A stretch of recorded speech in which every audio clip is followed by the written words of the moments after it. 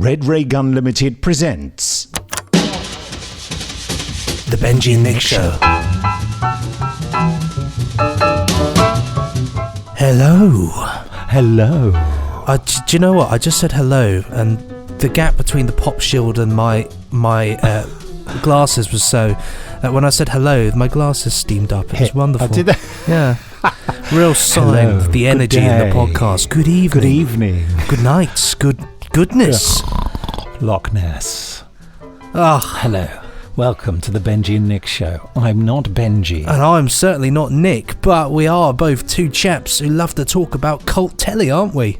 That's right, and we start talking close to the microphone. We do. And then we move off a bit, and I can give you the podcast menu. Oh, lovely. Yes, so I've started with shrimps and a little bit of nutmeg. No, we've described what the Benji and Nick Show is. We discuss cult television. We introduce our topic of the week, which is The Champions, The Beginning. That's the first episode of The Champions, a 1969 ITC series. I'm saying this from memory. It's not written down in front of me. It is. No, you're right. Starring Stuart Damon, Alexander Bastido, and William Gaunt. How about that? Although apparently it's 1968 to 1969. Okay, it was broadcast in 1969. Broadcast in 1968. Oh. Says that's what Wikipedia says. The series was broadcast in the US on NBC starting in summer 1968. So I don't live in the US. No, you don't live in the US. When was it broadcast in the UK, Mr. Fun Fact? During 1968 to 1969. Okay. Sorry.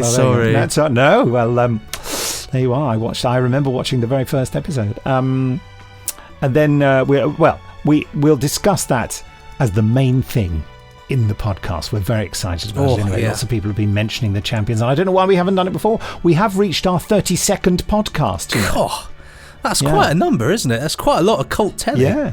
I was going to mention the 30th, but that wasn't my 30th because I was absent for two of them due to sickness. Oh, so now it is the official... This is my 30th, but it's your 32nd. Well, happy 30th / 32nd, I suppose, really. Cool. Yeah. It's amazing to think, though, the amount of, rubbish we'll count it as 30 because, but the 30 cult television things that we've sat and watched through and commented on, that's actually quite a lot when you think about it. Is. And quite a variety as well, I think, which is nice. Well, I've done double that, Matt. I mean, for example, the Jensen Code, which we discussed last week, I carried on watching that, and I've watched all of it, and we'll talk about it in a minute. The other thing we do is we talk about what we've been watching this week. Well, there you are. And then we read out some of your emails sent to podcast@nicholasbriggs.com. And we give you a little reminder of a competition we've got running, courtesy of Benji Clifford and his generosity. Well, I always like to help out if I can. Well done. Well, this is one I thought, well, people seem to like, it was called The Nightmare Man. People seem to like it, and so I thought, well, why not, Yeah. And at the end of the podcast, we literally spontaneously decide what we're going to watch next week or this week for next week. We have no idea. I have no idea in my head, so we'll find out what later. Yeah. So, the first thing is, Benji, what have you been watching this week? What have I been watching this week? Do you know what? I haven't watched a lot of particularly exciting things. I've dipped back into Vikings again because it's coming, because they've announced the new Series 5 Part 2, I think, is coming out in November. So I've got to finish Series 5. Absolutely love it. Honestly, Vikings is such a good TV show. It's not cult, but it's cool. I like that saying. Absolutely great. I love a bit of history, but it's just it's like Game of Thrones, but I think it's actually slightly better. You get a bit more bang for your buck, a lot more fighting and wars, and it's just done very well. And whilst it's not really historically accurate, it's still pretty good. It's got essences of it there. Apart from that, have I watched the word Vikings? That's historically accurate, isn't it? Well, it does a lot of the whole, just the word. That's it. Just the word. I mean, it plays with history a bit like Braveheart does, but Braveheart was completely and utterly historically inaccurate. But apart from that, have I watched anything particularly exciting? I don't think I have, really. No, I've just been working, really, and doing other things. But and doing my Coronation Street as well. Still in October. Well, that counts as work. October 1986 as well. They're quite fun in the evening if you've got nothing to do for 20 minutes. Whack one on. How about yourself, Nick? What have you been checking out this week apart from the Jensen Coronation Code? Street. Yeah, well, apart from the Jensen Code, that's the important thing. I've watched the whole of the Jensen Code, which was fabulous, and recommended to Benji that if he was finding it a bit boring, that he should start with episode 7, because there's 13 parts. Start with episode 7 and go to the end, and if he's still got any questions, watch 1 to 6. But seriously, it's just a slow burn start, and there's a brilliant moment at the beginning of episode 7, which is really the start of the story, and will be far more intriguing and far more interesting to watch it that way. That's my recommendation to anyone who wants to watch the Jensen Code. It's a cracking bit of children's television, and told in a really modern way, in the way it goes off with other characters, and I can't tell you how much I love it. I pretty much thought I loved it last week, but this, after having watched the whole thing, it was, as it were, unputdownable. It's definitely on my list of things I need to purchase, and I will sit and properly give it a go. Yeah, you should. From 7 onwards. From 7 onwards. Then go back afterwards. If you want to. You could get to the end of 13 after starting at 7 and probably have all you need, actually. It's just great. It's just full of great acting, and it's brilliant. I'll tell you actually quickly, and Nick. It's so cheap and primitive, and yet they pull it out of the hat brilliantly. It is wonderfully budgeted. Well, not budget is the wrong word, but it's kind of they pull it off, don't they? That's what I thought with it. They pull it off rather well. I have just realised there is something that I watched. It just came to my mind, and it's actually quite good. Was an old Hammer horror film. Actually, I watched The Man Who Could Cheat Death. Have you seen that one with Anton Diffring and Christopher Lee? Do you know, I haven't. It's been on Talking Pictures a number of times, hasn't it? And I keep missing it. I found it actually. I think it was on Netflix. Where I found it, because I'm this month being the month of witches and spooks. I made it my mission to watch a bit more horror. And so I put on this one, old school horror, of course. Really fun, actually. Really, slightly, obviously very sensational and it's ridiculous. But there was something quite nice about it. It's all about Anton Diffring's performance in it as, I think it's Sir George Bonnet. He's really good in it. Like, he's just... Of course, whenever I see him, I just think of him playing the Nazi in Silver Nemesis. But, I think he spent a lot of his career playing Nazis. He did, didn't he? But no, that was a fun one. So yeah, that's worth checking out. He doesn't play a Nazi in this, then? He doesn't. No, he plays a bloke born in sort of like 15 or 17 something or another, basically, who they found a way to keep him living forever, but at the cost that every 10 years he has to have an operation and have a parathyroid gland replaced, and that is the secret to how he lives forever. And about how he only it were that simple, Benji. I know, but it was saying that he's lived so long, he's sort of become obsessed with living, and he doesn't want to die. Quite a fun film, though. I recommend it. It's a bit of a laugh, if nothing else. I'll look at that. If it's on Netflix, I shall go and look it up. Definitely worth it. It's a bit naff, but quite fun. Gideon's Way, lots more Gideon's Ways every night on Talking Pictures. Loving it, absolutely loving it. And I've also watched the next instalment of Press. I don't know whether I mentioned Press last week. Mike Bartlett thing on BBC One. Really interesting drama. Last night's episode really turned all expectations on their head, which is a lovely thing to do in the penultimate episode. It's a drama about two competing newspapers and the nature of print media and newspapers, and it's fascinating, and great characters and really superb cast. Really keeps me hooked. So that's Press, is it? Press, Press. Ka-chunk. Press. Sorry, I couldn't resist. Isn't there another series on Talking Pictures which they're I think this isn't on Talking Pictures, this is on BBC One. Okay, sorry. Pay attention, 007. No, I know that is. I meant because you were talking about Talking Pictures with the film I mentioned, and then it made me, and then you said Gideon's Way, and then it made me think that didn't they they've started screening another series. They're starting on the 10th. Public Eye. That's the one. Yes, Public Eye. Now, I've not seen it before, but is it worth checking out? It is. Again, you'll find it very, very dry, especially the first episodes, black and white, and it's all about. Oh goodness me, I can't remember the actor's name now. Really brilliant actor, Alfred. Is this a plot twist? Alfred Burke. Alfred Burke. I kept wanting to say Alfred Marks, and I knew that was wrong. Alfred Burke. He's an amazing actor. So much so, when I offered the part of Lonely to Frank Skinner in an email exchange, I said, and he said yes, and he said, and also if you do Public Eye, I want to play Alfred Burke's part. It was Marker, the character. Frank Marker, it says here. Frank Marker, that's right. And I was mentioning this to Peter Davison, and Peter Davison said no. And I said, what do you mean? He said, because I'll be playing Frank Marker. Thank you very much. And Peter's a real fan of it too. So, if that's a recommendation for you, Peter Davison's a huge fan of Public Eye, because it's about a private eye, and he's dealing with the public, hence the pun. And it's all based on real cases as well that the writer knew about. And it's just, some of it's really, really trivial. And some of the scenes are just him on the phone talking to someone on the other end, and you don't know what's happening in the conversation. It's great. And I recommend you stick with it, because it grows and grows and grows. It pushes you away slightly to start with, because it's quite unfriendly. Because he is not charming at all. I sometimes like it when characters aren't too charming, though. I think they could be quite interesting sometimes. He's just an amazing actor. It was so popular. How many years did it go on for? 65 to 75. So that's 10 years. Started on ABC for 3 series, then moved to Thames for another 4. Well, Thames took over the franchise, that's why. Yeah. So it didn't really move anywhere. Well, you know what I mean, as in managing wise, it went on from one to another. Yeah. A lot of shows did. I think the same thing happened to Callan as well.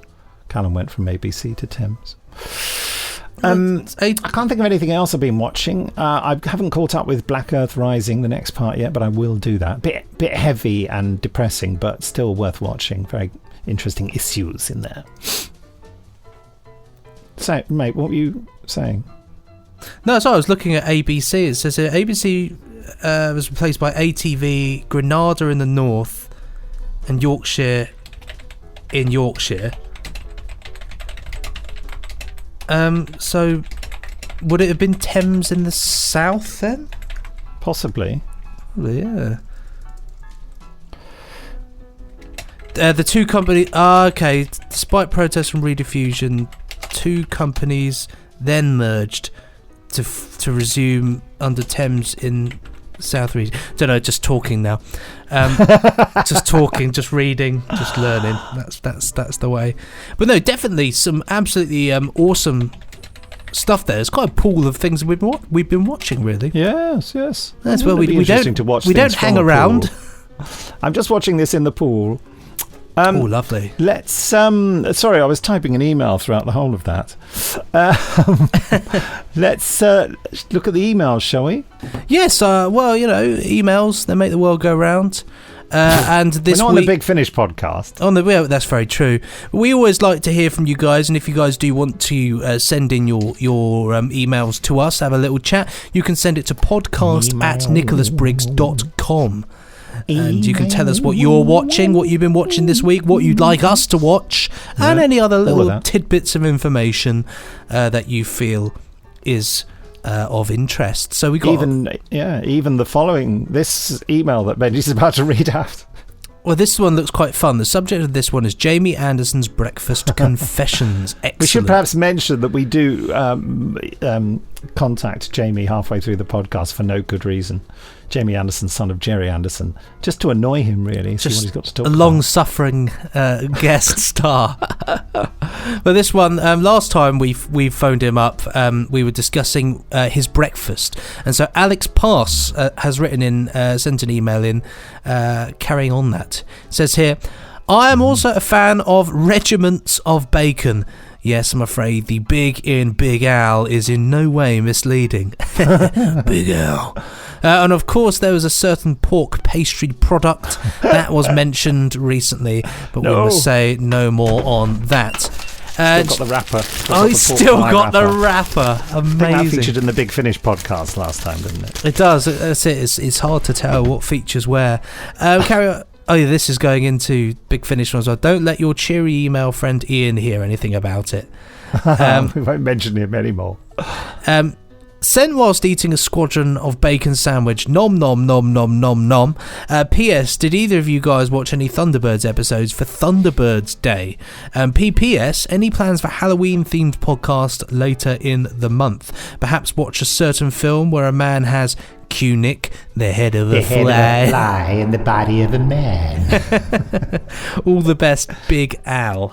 Yeah. Did you watch any Thunderbirds episodes on Thunderbirds Day? I didn't. You know what? I can't even remember on the Twitch. I can't even remember what I was doing that day. I think I must have been really busy because I just normally I'm like a hawk on Twitter, but clearly I wouldn't have seen it even on Twitch. Well, they cut off because of some rights issue. They got cut off at midnight in America or something, or some bizarre thing happened that messed it all up. That's a shame. That's annoying, isn't it? I bet all these Americans think, I don't know what happens next. What happened to the alligators? The Americans were fine, I think. It was just the people in this country. Oh, okay. I think that's what happened anyway, or maybe not. I don't know.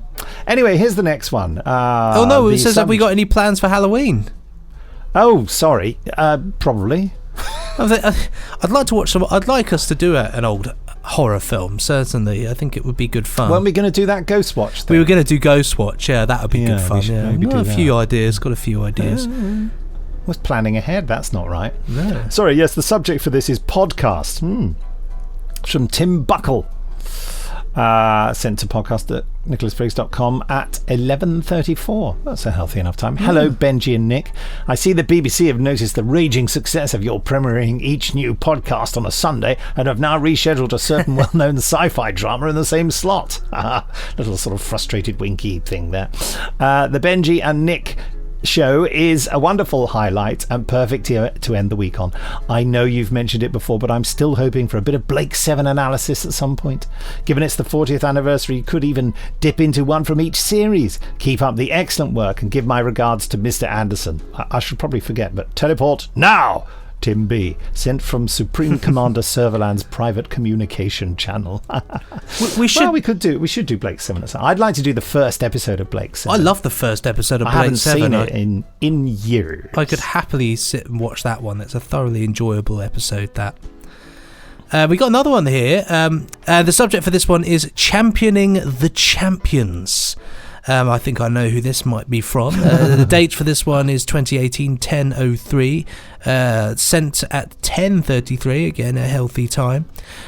Says here it's from the Unmutual, which we know is Rick, our dear friend, who knows all about the ITC stuff going on. And the email is as followed. Dear Nick and Benji, so pleased to see that you'll be covering the champions on the show this week, one of the more underrated ITC shows. Yes, it's ridiculous in its premise, but all the best shows are. It's the fun element of the show that makes it so great. It's packed full of fun. All the leads are likeable, which isn't true in all shows of the era, and it feels like you're watching and cheering on friends when watching the episodes. We were all so sad when Alexandra Bastido passed away a few years ago. As long as you don't look into the premise too deeply, which I hope you won't, you'll love it. For example, in one episode, a voiceover tells us how the 3 stars keep their superpowers secret, and in the next scene they're on a public golf course showing off their powers, making balls fly into the holes. I don't think their secret would have been safe for long. I hope that watching the first episode, brackets, which is genius anyway because it has the legendary Bert Kwok in it, inspires you and others to watch the whole series, and that this encourages a future Blu-ray release. Hear, hear, yes, absolutely.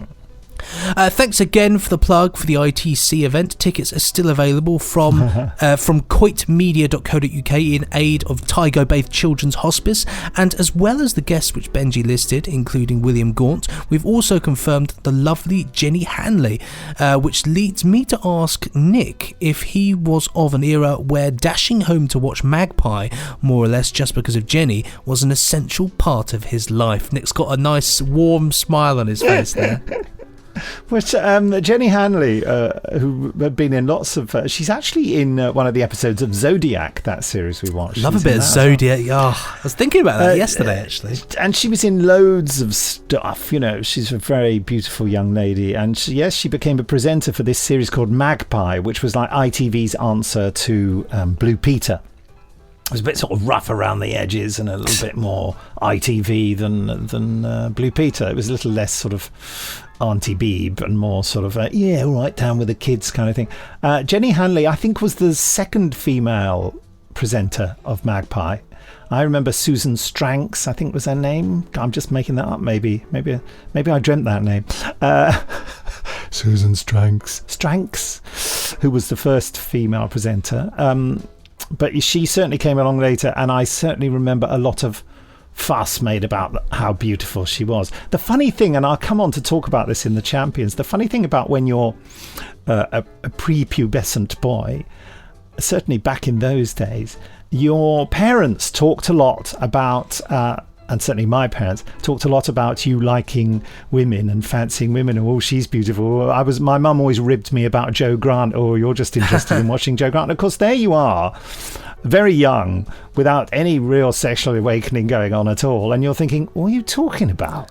Then you get all embarrassed. Like, no, I'm not. Yeah, well, and it's the thing. What? Shut up, no. And the more than likely, I mean, it just happens to be the case that I'm straight, that more than likely at that age, you're probably obsessing about the male characters because you're looking up to them so much. Absolutely, which is, again, I'll come on to talk about in the Champions. So it's a bit weird, or maybe I'm just confessing something that everyone else is going, no. No, I think you're right. I think you are right. I'm with you on that one. It's like a little bit of insidious sexual programming from your parents. They're sort of desperate that you won't turn out to be anything but heterosexual. I don't know. I'm sure that wasn't front of mind for my parents because they were completely unaware of things like that. So Jenny Hanley, yes, but I did smile because she was I think a very beautiful woman. Yes. Definitely. And still is, I'm sure. Well, Rick continues his email here saying, keep up the great work, gents. I hope that you both and Jamie can make it to Elstree earlier in the day on November the 17th. A podcast recorded at the event would be fantastic. Much love to you both, and remember, folks, the Benji Nick show is for life and not just for Christmas. Rick. Oh. There we go. Well, thank you, Rick. Yeah, thank you very much. Always lovely to hear from you. It's again, everything you raise about the Champions, we're going to talk about in the main thing, aren't we? Definitely, yeah. Yeah. So shall I just phone Jamie? I think it'd be rude not to. Kill Jamie. Let's see whether he's there.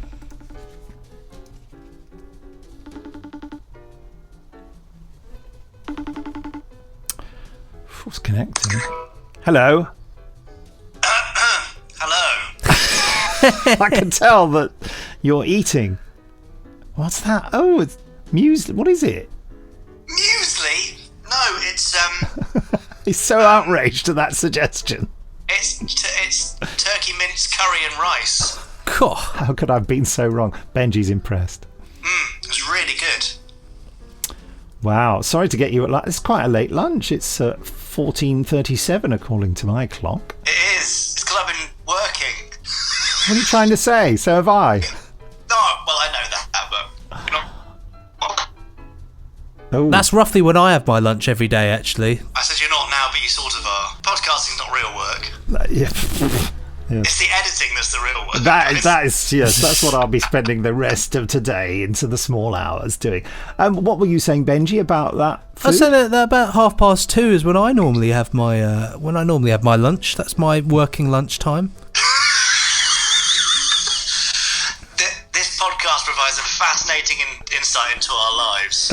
Well, I find that 2:30 is a great time, because if you work in the morning, right, so if you work, you get all your best work done then, because I flag by the end of the day. So I get a banging morning going, about 2:30 stop for lunch, then the food gets me through that little slump around the sort of 3 o'clock to 5 o'clock mark. I'm completely with you, Benji. Bang on. That is smart time management right there.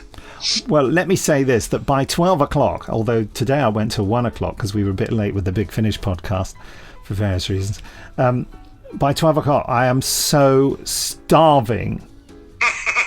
I just have to eat then. Yeah, but I still get the afternoon slump because I get up very early because I've got a young boy that goes to school. Even though Steph mostly deals with that, but once she's up, I'm awake, aren't I? So yeah. You have to pretend to be supportive. Yes. No. I mean, I am. Yeah. So, and we've been talking about having a potential breakfast, but I just don't think it's going to happen, is it? I don't know. It's tough. It's because you live in the middle of nowhere. I was trying to think of how I could describe it without swearing. I couldn't, so I'd say middle of nowhere. Well, says a man who lives on a farm in the middle of South Wales. Yeah, all right, fair enough. Well, I'm still going to try. I hope that we can have a little rendezvous. Okay. It might involve me driving for an hour, Benji. That's the trouble from here. Well, you might be ravenous by the end of it.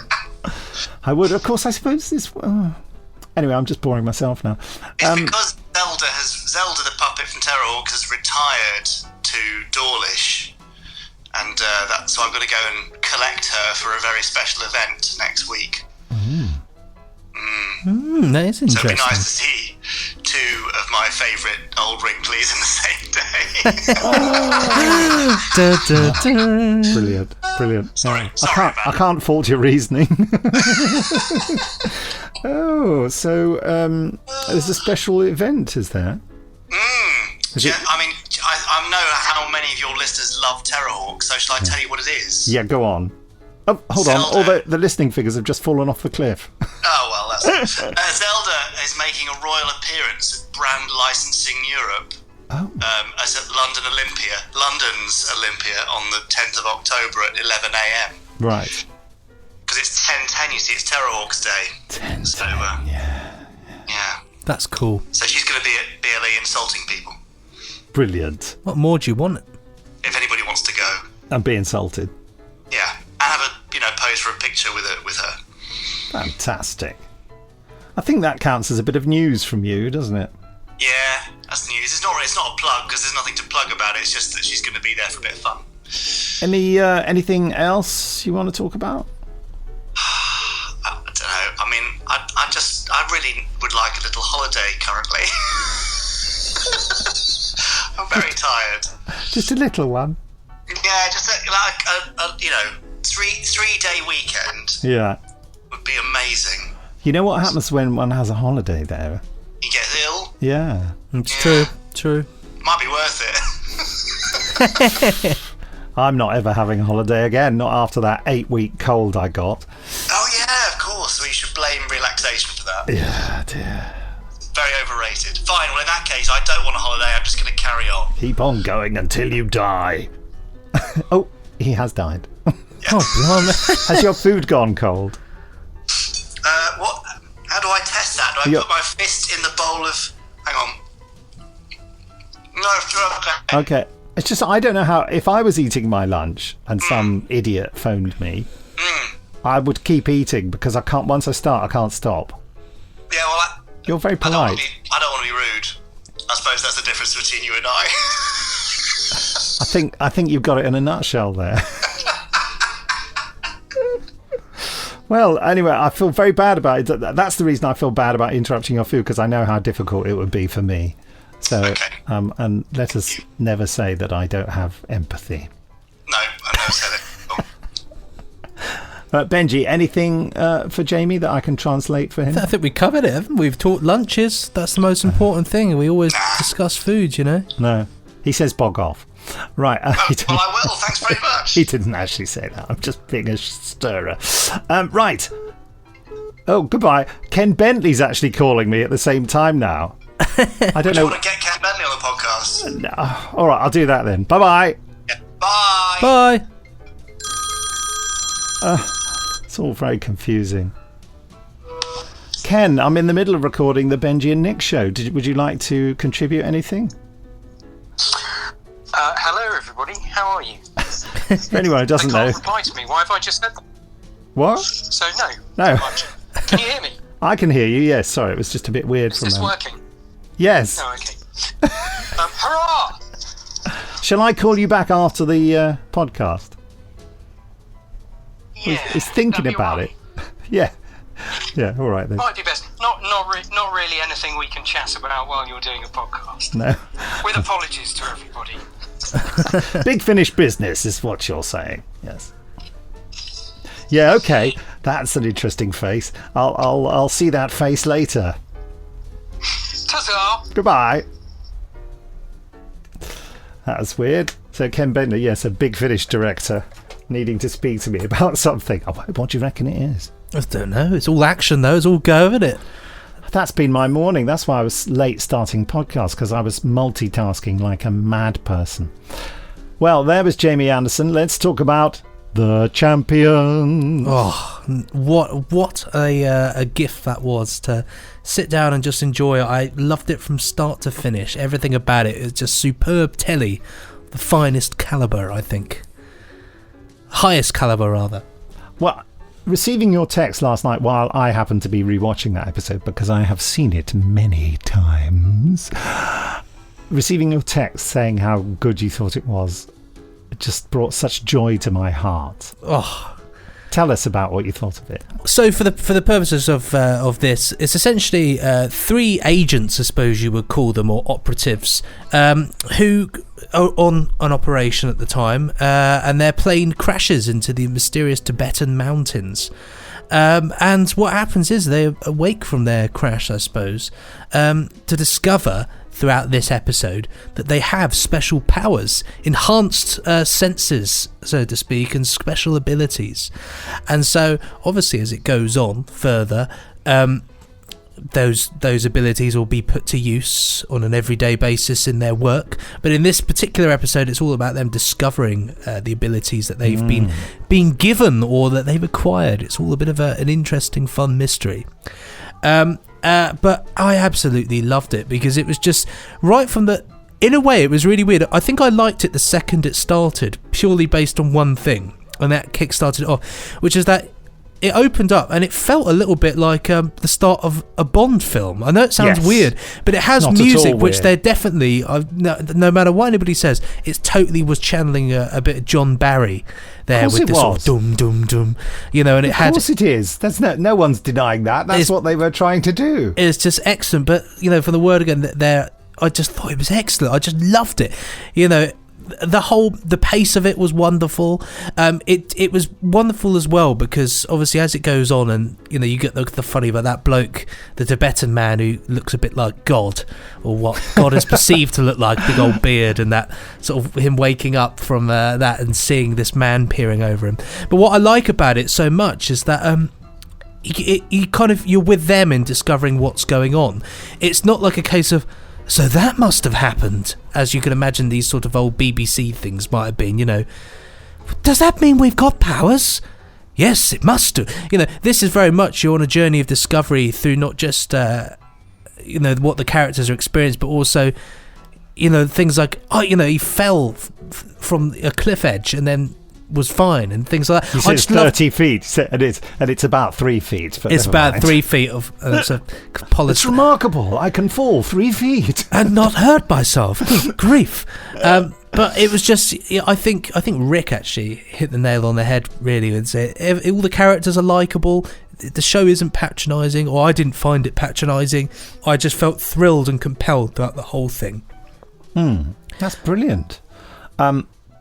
I would say that it is a bit patronising to women, the whole series is, but that's because it's of that time.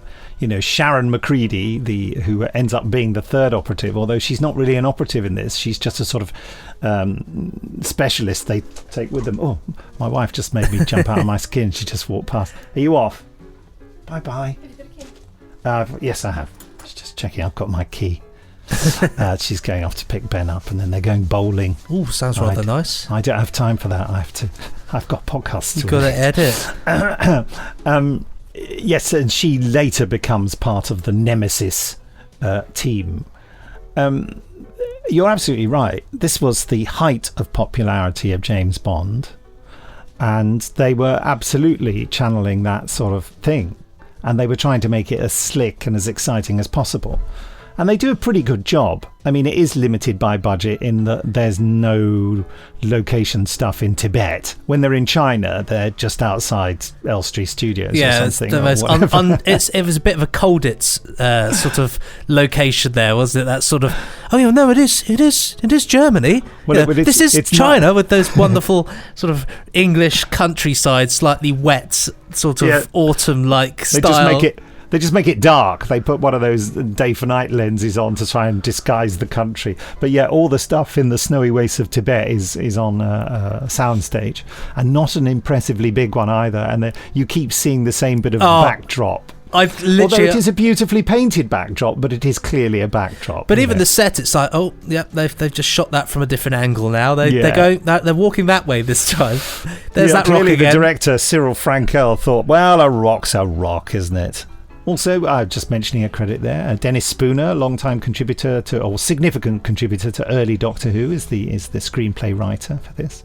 Dennis Spooner gets his names right in. It's there, isn't it? On the credits, I think. Is it on the start? It's there. The opening credits. I think he's like the executive script consultant as well. I think he had a lot to do with the creation of this series, and it is essentially a superhero series. It's superheroes in suits. That's what it is. And I loved it as a kid. I remember watching the trailer, which is the ITC trailer, which ITV just played, which would have been the trailer for all sales, overseas sales, including UK sales. And I remember being very excited about seeing it and loving it. And Stuart Damon, who plays Craig Sterling, is possibly the most beautiful man in history, in the history of anything. And I think I completely had a crush on him, actually. I just wanted to be him.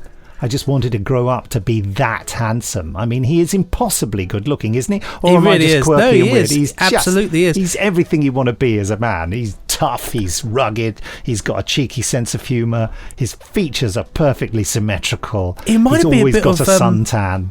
Oh, sorry to cut you off, sorry. Sorry? He reminds me a little bit of Charles Bronson, actually, because I watched The Greatest Escape last week. I think The Greatest Escape. I watched The Great Escape the other day, and Charles Bronson in that reminded me a little bit of old Craigo in this one. I suppose so. And just a little bit in the same those dark features. Absolute dude though. But do you know what? Totally with you on that one. I think if I'd have watched this as a kid, I would have thought that Craig Sterling as a character is everything, like he's like an action man, isn't he? Really, like it's like that is what you would want to be as a kid. Yeah, he's so tall as well. Where's Richard Barrett? It's just the way this voiceover always said. Richard Barrett, who's shockingly English and brightly blue-eyed. William Gaunt is a sort of quirky-looking guy, isn't he? Very 60s-looking guy, if you know what I mean. Yeah, and of course they're all incredibly young. When I first saw it, you see, I was very, very young, and so they seemed like old people to me. But now looking at it, they're such babies. I mean, Alexandra Bastido, who Rick mentioned, sadly died a couple of years ago. She was very, very young when she did it. I mean, I think in her very early 20s, I think. I tell you as well, with her in this, I thought it when I was watching it yesterday. Despite the fact that, like, often in the 60s you find that, like, the way that they styled women's makeup and hair was very 60s and the way that they did it. But in this particular episode, there are certain scenes where I thought she actually looked, like, surprisingly contemporary.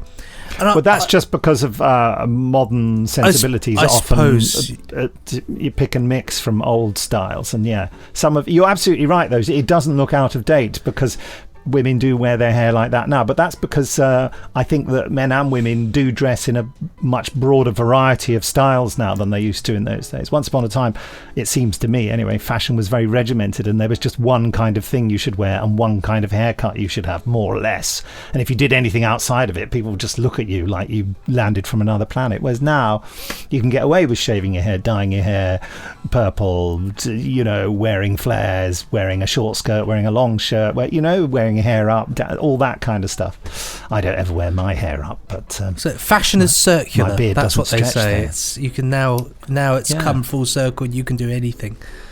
But some interesting things about the series. I don't know whether you got this, but the theme tune is not reflected at all in the score, because the score is based on a provisional theme tune that never got used. How weird is that? That was the original theme tune, and then they didn't like it because it had a bump, bump, bump, bump, bump, bump, bump, bump thing. Yep. It sounded too much like Big Country, and so they got a new theme done by Tony Hatch. And his music, that theme, that's never reflected in any of the incidental music of the series. It stands apart from it. It's the most amazing theme. It kind of brings tears of nostalgia to my eyes just to hear it. You see, I actually, in retrospect, when I heard a dum dum dum dum, I think they do it. So I thought that was going to be the theme tune, and I got confused because I was starting to question my sound. I was thinking, I'm sure that isn't the theme tune to The Champions, though. And then when this came on, I was actually surprised because although I like the theme tune, it's not a very memorable one for me. I didn't listen to it, and it's not a hummable tune in the same way. I hummed it. Well, no, you just. Well, I don't know. I suppose maybe it's probably because I have not associated it nostalgically with anything, so I haven't got any. But I was sort of slightly. It didn't hit the mark with me, but only because I didn't really acknowledge it in the same way. I was expecting something completely different. Like when you got like Randall and Hopkirk, you go things like The Professionals, The Sweeney, and shows. I don't know why I'm thinking of those ones, but I'm thinking of their themes, which very strong etched themes into my mind. This one didn't. However, musically, it's gorgeous, and everything about this musically for me is gorgeous. The score is lovely. Yeah, it is, isn't it? The score, I can't remember who wrote the score now. It's the composer whose name I always forget, who did quite a lot of The Prisoner as well. He also, by the way, suggested that theme for The Prisoner too, and they refused it for that. So this theme was knocking around. Just like, I've got this old theme tune here. Do you fancy this one? No. We've heard it before. Is that what? Yeah, I was at the same meeting. You proposed, what's his name? Have you put it forward for Rainbow as well, and we still said no. It says, it says composers, and it's got 3 here. So it's got Edwin Astley, Albert Elms, and Robert Farnon. I think Robert Farnon is the one who did I'm pretty certain. Or it could be Albert Elms, who also did The Prisoner. He did. Robert Farnon did the music, according to Wikipedia, for a great film, actually, Captain Horatio Hornblower, from 1951. Cool film, that one. Anything else I recognise? It's a Wonderful World. Nothing really that speaks to me particularly. No, interesting. Well, I'm not sure whether Albert Elms or Robert Farnon is responsible for Elms did an awful lot of theme things. And not responsible for most of the score in this. But anyway, it's the music that sells this episode, because the music gets you over the bad backdrop and the stock footage of Tibet. And a lot of these ITC series did that. They used loads of stock footage of foreign locations and things, and then cut to our actors on a set or on the back lot at Elstree or wherever, Boreham Wood. The music is all important. It constantly convinces you that the show is more lavish and more expensive than it is. And I didn't think, like with the whole Tibet thing, with the China thing, I thought that's definitely not the place. But even though it was a set, my belief was totally suspended. I was completely your disbelief. My disbelief was completely suspended. I was completely with it, and I didn't feel like it was. I didn't think, oh, that's clearly stock footage. I'll now hear that. I did actually you have a sense of I just didn't think about it. I was there, you know, and like, you know, like it's like that sort of wise, strange man, you know, who's sort of channeling the Tibetan monks a little bit. Who's not Tibetan in the slightest. And he's terribly English. He's terribly English. I don't know why he's speaking English, but I suppose they're a sort of super race, aren't they? They are, yeah, sort of hiding in, you know, that mystery there. I mean, I've not watched further, but I certainly plan on getting the box set, the 9-disc DVD sets, as opposed to a Blu-ray, which isn't out, which this so needs because it's shot on film. I know, shot on 35mm. I mean, you absolutely should watch it, but it falls into the trap of all ITC series, which they were designed to be shown in any order. So there is no plot progression. There is no character progression. Every episode has to set the reset button so they could be shown in any order. And there indeed is no real established order in which to show them, except to show the beginning at the beginning. So the problem with that, then, the whole business of whether their powers remain secret or whether they understand or develop their powers more is totally sidestepped. They just have powers, and there seems to be an inconsistency in how they are able to use them and how often and what they can achieve with them. And like with our previous discussions on Randall and Hopkirk, I feel that the fantasy concept at the core of the series in Randall and Hopkirk, the fact that one of them is from the spirit world and can access all sorts of things that the living one can't, and here that they've got superpowers, it's not exploited enough.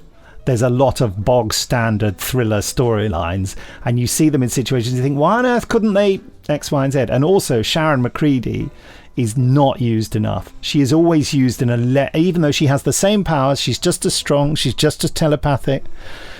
She does not engage in fisticuffs enough. She doesn't do enough jumping up onto high things. I don't think maybe she does do a bit of that, but there are some memorable moments where she deals with the guys, you know, guys who expect her just to be a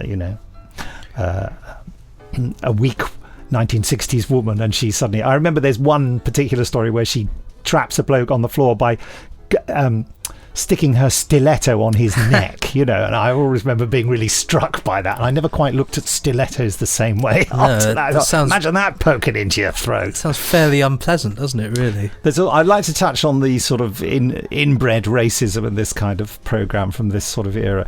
I mean, you know, they're very cavalier in their portrayal of violence in this sort of drama, and this is no exception. I mean, for example, a whole load of Chinese soldiers just get casually machine gunned, and you know that they would have made a bigger thing of it were they English people, but because they're just Chinese, they kind of go, get those out of the way, they're the bad guys. Any old bad guys can just be cut down, you know, and that is grossly offensive. And I also think that some of the Chinese actors have, even though they have employed Chinese actors in this, or certainly East Asian actors, there are no white people with strange things attached to their eyes to make them look Chinese. They do dub sort of racist voices onto them that probably the Chinese actors didn't have. Burt Kwok, who plays the main guy who's leading the Chinese soldiers to track them down through Tibet, he doesn't get redubbed. He has a very distinctive voice, and it's definitely his voice. And he's brilliant. I mean, the second you see him, he's so recognisable as well. Not now, Kato. So the second I saw him, I thought, this is going to be good. You know, you just know. And yeah, I think you're totally on the mark. But again, you know, different time, wasn't it, really, I suppose. Yes. I mean, you can't excuse it, you can just explain it. I was more amused by their hats, to be honest. I just thought they were great. I was just thinking, do they need hats that big? And I was thinking, it's probably very cold, they must do. But then I was thinking, they're very big hats though. I mean, they're very tall, aren't they? Surely they must be like balancing them. Like, why don't they got? I think they made the hats so big to obscure the backdrop a bit more. Anything that got in the way of the backdrop, so you can not looking at the painting. This time around, I was obsessed with the backdrop. I was just watching the backdrop the whole time. I thought, oh, it's that bit of mountain again. Oh, it's that rock again. It's very prominent. It's just throughout the whole of it, isn't it? It's just there, unchanging, not particularly very good. It's all right. It's not. It doesn't convince you, does it? The same way. It's just a good painting, and you can see that it's a good painting. Perhaps that's the thing. Perhaps the mountains. Perhaps this new civilization are just really good at painting, and it's all some big. Perhaps that's a feature of the mountain. You may think you are in some mountains, but no, it is a painting. It is an art gallery. But one thing I think we have to say here is the champions, I think, with your great, because you totally hit the nail on the head with it about the lack of progression in terms of that single episode format. It would work, wouldn't it, to do if it was remade, which I think it would be a great idea to remake it, provided it was done well, of course. But no, do it badly. Do it badly, of course. No, but I think it would be brilliant, because I think part of the joy with a lot of these things is when you see them mastering their talents, learning their powers, learning their limitations. I think you could really get some great joys out of that. And have them making mistakes and all that. And moral decisions. Yeah. The whole business about Tremaine, their boss, who is just amazing. I loved Tremaine. He looks a bit like Lenin, though. A little bit. I suppose so. Well, except that he's got a wig on, so he's not bald like Lenin, and he's got a beard. I think it's... What's the name of the actor who plays Tremaine? I can never remember his name. Let's have a look. Anthony Nichols. Anthony Nichols. I mean, just a cracking actor. Turned up in all sorts of great series, like Callan, for example, plays a part in that. Yeah. Space 1999? He was just, one of those fruity, fantastic English actors who was in loads of movies, always played authority figures and officers and government ministers and, just amazing. He was a minister in the Battle of Britain, in the film Battle of Britain. That's absolutely right, yes. Well, I know it's right because you're looking at the right page, but I knew that anyway, is what I'm saying. But those COD scenes they have at the end, and they start the tradition right here, where Tremaine is suspicious as to how the, in inverted commas, champions have managed to survive whatever ordeal they've survived. He goes, now wait a minute, weren't you underwater for 9 days? No, I'm exaggerating, of course. Now that would be a fun story. And they go, oh, well, I was just gargling on a sweet, or, they just make the most pathetic excuses. And he goes, wait a minute. And then he just, in a kind of wah, wah, wah sort of way, just lets them go, doesn't he? I mean, this time, like, they want to leave and he won't press the door button to release it. And then he does. But if he were any kind of head of a top secret organization involved in world security, he would say, sit down and tell me the truth. But he doesn't. He lets them off so that they go and stand outside his office and get a gold light shone at them for no apparent reason. But they stand outside the office and go, we must never tell anybody about our powers. Like, you can just imagine him go, I can hear you. Yeah, it's not a very thick door. Yeah, yes, it looks like metal, but it's actually just MDF. I can hear everything you're saying. Maybe you should use that telepathy. What's that gold light? The gold light bit. I didn't remember that, and it's just this bizarre moment where they suddenly freeze and then they shine a gold light at them. I thought it was going to do some fancy kind of end credits thing, or like I thought, that'll be how they establish the end credits for this. It'll have some gold light and then it'll freeze frame, and that'll be the thing. But no, it made no sense. But I wonder if there's some kind of, they had an idea, like, maybe the gold light could be like some kind of thing to represent their powers. Yeah. And then by the following week, when they've moved on to the next step, they thought, what was that about? who cares? It's just wasted energy. Can't it. Did I ever tell you that they had a strict rule? What was the guy? It was Monty Berman, I think, who was the main producer. It was a very strict man. I think it was him anyway. That he was very ruthless with directors. They had 2 weeks to shoot an episode of The Champions, and if the director didn't complete it within 2 weeks, the director was just fired, and they would just shoot the other scenes later during the shooting blocks for other episodes. It's quite incredible. It may account for some of the changes of haircuts that happen slightly in some episodes, where Craig's hair gets bigger and smaller between scenes, where obviously the director just failed to shoot essentially a feature film in 2 weeks. It's pretty brutal, isn't it, really? Tough turnaround, and suffers from the same thing you'll notice in later episodes, that I would say 80% of the location shots are stand-ins and not not the actual actors. One of the those. actors were on the soundstage shooting new episodes, and they went out with a second unit and shot all the location stuff with, I was going to say lookalikes, but mostly not lookalikes at all, you know. Yeah, he's got the same haircut. Yeah, she's about the same size. Yeah, shove him in. Go on then. They won't know. We'll shoot it from far away. We'll add a gold glow to it, and they'll never know. If only they had done. Oh dear. Yeah, it's lovely though. I mean, this series, as I said to you in a text last night, this series, when it was on first time round, I loved it more than Doctor Who, which feels like blasphemy, me saying it now. But of course it didn't continue, so that was it. And Doctor Who did. And that was the thing that cemented Doctor Who for me, is that its staying power. But this, I loved it with an unhealthy passion. It just because it's so slick and so impressive, isn't it? It's wonderful, and you know, I loved it. It's one of those ones where from the second it starts, I knew where I stood with it. I knew that this was quality. You know, you just know it sometimes, and the second it started, I thought, no, this is brilliant. And you know what? Yesterday, in particular, I'd had a terrible night's sleep because I've got a bit of a cold at the moment. So I was really had a hard day of trying to stay awake.